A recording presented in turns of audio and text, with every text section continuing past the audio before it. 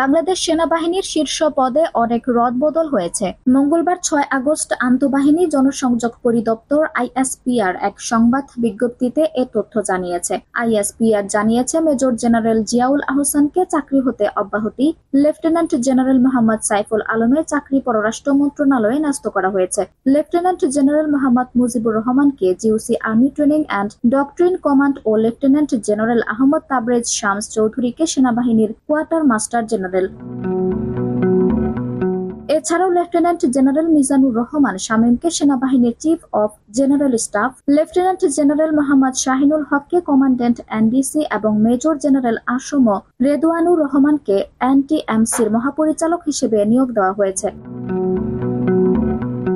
বাংলাদেশ সেনাবাহিনীর শীর্ষ পদে অনেক রদবদল হয়েছে। মঙ্গলবার ৬ আগস্ট আন্তঃবাহিনী জনসংযোগ পরিদপ্তর আইএসপিআর এক সংবাদ বিজ্ঞপ্তিতে এ তথ্য জানিয়েছে। আইএসপিআর জানিয়েছে, মেজর জেনারেল জিয়াউল আহসানকে চাকরি হতে অব্যাহতি, লেফটেন্যান্ট জেনারেল মোহাম্মদ সাইফুল আলমের চাকরি পররাষ্ট্র মন্ত্রণালয়ে ন্যস্ত করা হয়েছে।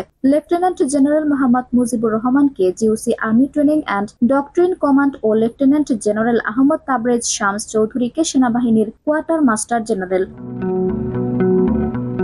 এছাড়াও লেফটেন্যান্ট জেনারেল মিজানুর রহমান শামীমকে সেনাবাহিনীর chief of general staff, lieutenant general Mohammad Shahinul হককে কমান্ড্যান্ট এনডিসি এবং মেজর জেনারেল আসম রেদওয়ানুর রহমানকে এনটিএমসির মহাপরিচালক হিসেবে নিয়োগ দেওয়া হয়েছে। আঞ্জুম হক আরবি, টাইম নিউজ ডেস্ক।